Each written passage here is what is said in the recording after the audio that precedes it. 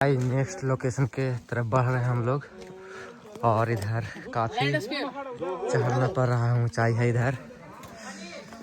ओह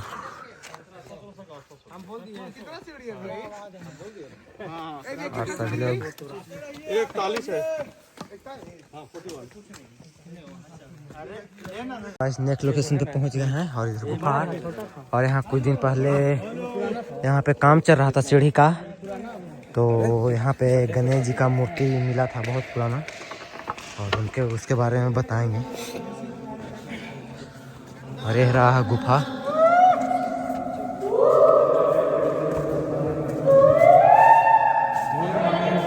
और ये काफ़ी बड़ा है गुफा, और यहाँ चमगादड़ भी बहुत।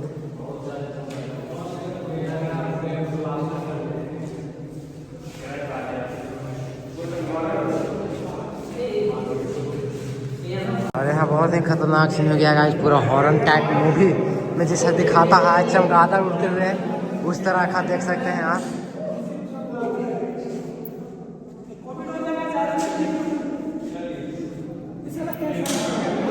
पूरा ड्रावना सीन लग रहा है गाइस।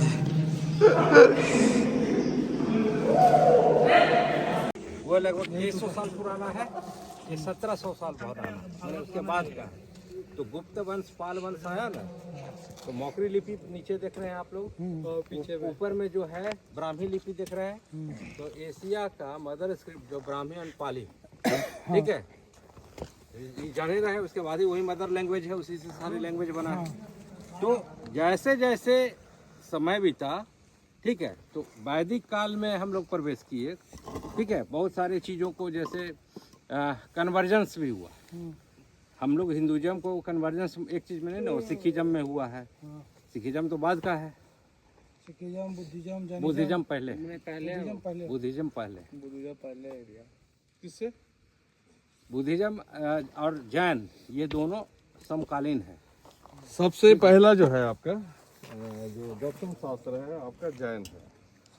जैन के बाद आपका बुद्धिज्म है, जैनिज्म उसके बाद बुद्धिज्म, इसलिए उसके बाद जैन मंदिर का आर्किटेक्ट जैन मंदिर का आर्किटेक्ट देखिए, तो जितना उन्नत है, जितना उसमें नक्काशियां हैं और जितने सारी चीजें हैं, वो उसमें ज्यादा मिलेगा, ठीक है। और कहाँ से है ये प्लेस है, वो इसी जगह मिला है गणेश जी का मूर्ति। यही बेसवा था। हम आए ना उगड़े तो झांपले तोपले था। अच्छा, तो ये फाइनल हो गया ना? नहीं किसी को, हाँ निकल गया मूर्ति, निकल गया ना? कितना साल पुराना था भैया? ये 6ठी शताब्दी का था, ईसा पूर्व, यानी 1700 साल। अच्छा सर, ये जो मूर्ति निकला कौन ले गया? ये Sai archaeological survey of India. अरे मेरा उस पर देखिए ना, इंस्टा पर हम डाले हैं, डाले। तो उस समय पूरा टीम आया हुआ था ना, लेकिन हम जैसे ही मालूम हुआ, हल्का फुसफुसाहट हुआ, बहुत ही।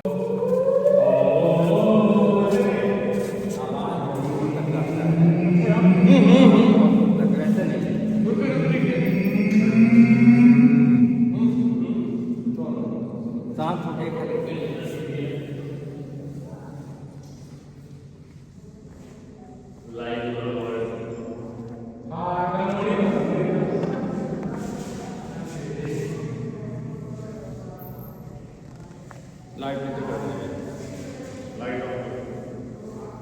सारे गुफाएं तो आपने देखा, कम से कम देख लीजिए। ये आजीवक ही के द्वारा भी दिया गया है, मेंशन में यहाँ पे है, लेकिन वशिष्ठ आचार्य नागार्जुन 9th सेंचुरी यहाँ पर उन्होंने आया और ये किताब का रचना किया, उन्होंने लिखा। एक्चुअली वो किताब है रस Ratnakar, is the chemistry book. और किताब पढ़ाने के बाद, वो लिखने के बाद, उससे उन्होंने जो स्टडी करवाया आपको, वो है नालंदा, जो आजकल नालंदा रूइंस है, वहाँ पर स्टडी करवाए। एक फिलोसफर भी थे वो, एक शिक्षक भी थे, प्रिंसिपल भी रहे हैं। उन्होंने जो किताब लिखा उसमें मेंशन क्या किया था, उन्होंने मैकिंग द गोल्ड, रस कहते हैं केमिस्ट्री को, मैकिंग द गोल्ड, गोल्ड बनाने के पद्धति उन्होंने उसमें मेंशन किया है। और आपका जो मरकरी होता है, भस्मा होता है, आयुर्वेद होता है, आयुर्वेदा, इसका उन्होंने मेंशन किया है। इसलिए हिल का नाम पड़ा नागार्जुन, मेकिंग द गोल्ड। आप देखेंगे यहाँ पर जब तिब्बतियन बौद्ध आते हैं या वियतनामी बौद्ध आते हैं वियतनाम, तो आप देखेंगे यहाँ से कि किनारे देखेंगे गोल्ड जैसा दिखेगा। यहाँ पे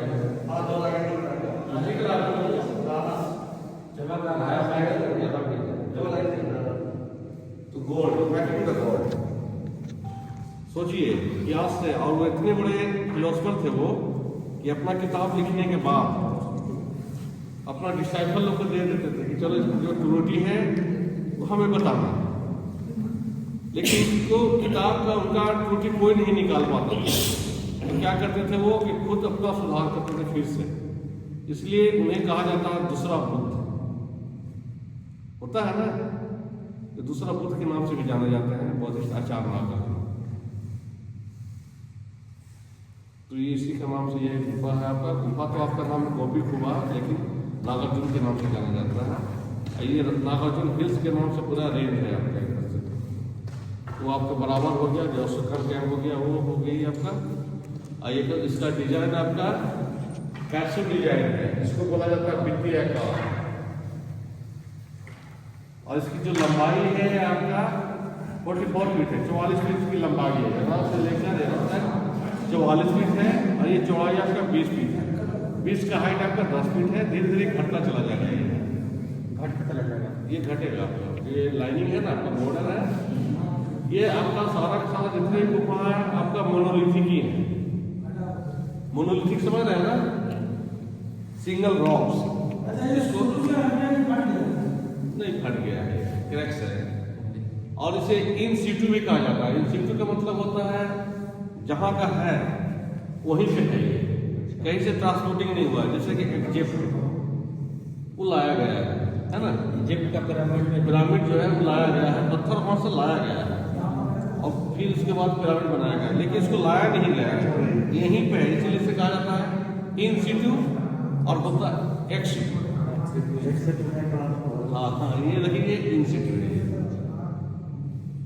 और आप आज तो नहीं देख पाए तो टुमारो देखेंगे। आपका आयरन ओर्स भी है, जिसमें 70% आयरन है। The use the chisel and the weapon of the people available है 70%।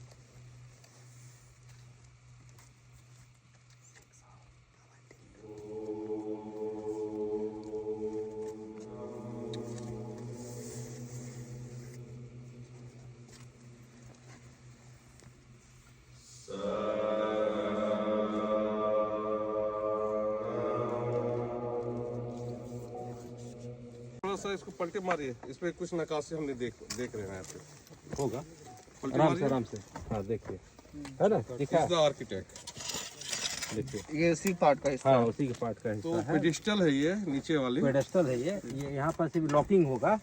ये लॉक करके था, यही जगह है वो, ठीक है, जहाँ से वो प्रतिमा निकली है और कि भर दिया गया है इसको मिट्टी से। ये है वाला सिस्टम है। अच्छा, ये गेट लॉक के लिए नहीं, ये एक पत्थर से लॉक कर देता था। पत्थर को वो एक पत्थर का ग्रुप्स बनता था और दूसरे पत्थर में ग्रुप्स में उसी हिसाब से ब्लॉक हो जाता जिसका लॉक रहता था कि वो सीमेंट में तो लॉकिंग है नहीं, होते लेकिन लॉकिंग सिस्टम बनता है अभी चौखट दरवाजे में। देखे होंगे कि गुज्जा बनाने के लिए ऐसे करता है, थोड़ा सा इधर नैरो शेप होता है, इधर ब्रॉड होता है, उसमें से डाल दिया बच गया है, वो निकलता नहीं है। ढीला हो सकता है, निकलेगा नहीं। तो वो इंटरलॉकिंग टेक्नोलॉजी था, ठीक है। अब क्या है कि उसको सीमेंट से जाम करते हैं। बहुत बाद में जब 6ठी शताब्दी के बाद वाला जैसे एडवांस होते गया, तब फिर उस पर चूना गारा किया हो गया होगा। ये जो है चूना गारा का इस प्रमाण मिलता है कब? ये मिलता है 12वीं-13वीं शताब्दी से। ये वाला हाँ, 12वीं-13वीं शताब्दी से चूनागढ़ा शुरू हो चुका था। ये 7वीं शताब्दी का है और ये जो देख रहे हैं 3री शताब्दी का है। ठीक है, तो चलिए। और यहाँ से ट्रैकिंग हमारा ख़त्म होता है, तो चलिए निकलते हैं बाहर और ब्लॉग के यहाँ पे एंड करते हैं।